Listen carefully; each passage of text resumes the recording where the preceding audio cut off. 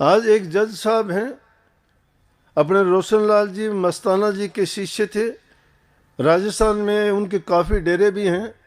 आज सुबह सुबह उनसे मिलन हुआ। इतने सच्चे हैं, जिंदगी भर उन्होंने जज के पद पर कार्य किया। नेक इंसान के तो दर्शन करने से भी इंसान को खुशी मिलती है, शांति मिलती है। हमारे सोए हुए विचार जागृत होते हैं। तो उनसे मुझे पता पहले भी था थोड़ा उनके बारे में। वो भी मेरे से मिलना चाहते थे। मैंने भी जब उनकी बातें सुनी तो मेरा भी मन था कि हाँ, मैं भी उनसे मिलूं। तो आज वो मिलन हो ही गया। तो वो क्या कहते हैं, संगत कहते हैं, इतने दिन से वो जज के पद से रिटायर होके अपना काम करते हैं, गुरु की दी हुई दौलत को संभाले हुए हैं। सच्चे बन के उस रास्ते पे चलें।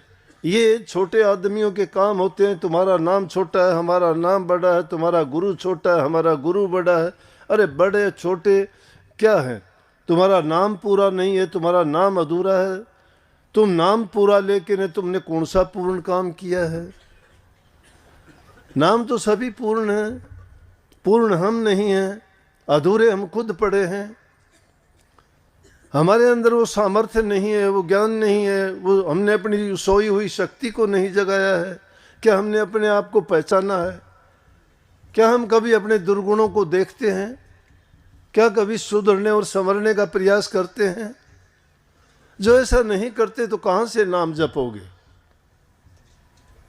नाम जपने के लिए पहले अपने हृदय को साफ और पवित्र कीजिए, बुराइयों को निकाल दीजिए। नाम तो बहुत शौक की चीज है, मुश्किल है ही नहीं। मैं बताऊं, सुधरना बड़ा मुश्किल है। जब गाड़ी पटड़ी पे चढ़ जाती है, दौड़ने में दिक्कत नहीं है, पटड़ी पे चढ़ती तो नहीं गाड़ी। जब उस पर चढ़ जाओगे फिर कोई रुकावट नहीं है, मन चाहा काम कर सकते हो। देखा देखी सुनी सुनाई बातों के गीत गाते हैं हम। तो उनसे जब मुलाकात हुई, मैंने पूछा कि मैंने आपके बारे में सुना है। वो कहते हैं कि भाई मैं नाम नहीं दूंगा किसी को, नाम नहीं दूंगा। क्यों नहीं दोगे? कहते हैं कि जब तक मैं ये नहीं समझता कि मैं नाम देने के काबिल हूँ, मैं नाम किसको दूंगा। मैं अगर दूसरे जीवों को दबाऊंगा तो मैं नरक का भागी बनूंगा, पाप का भागी बनूंगा।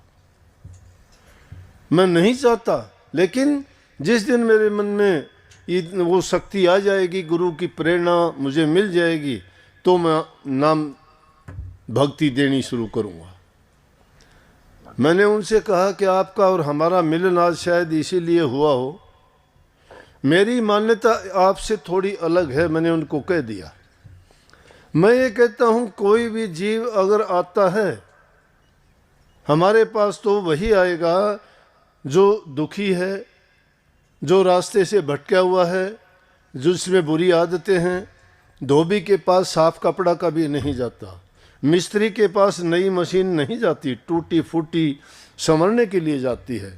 गंदा कपड़ा धोबी के पास धुलने के लिए जाता है।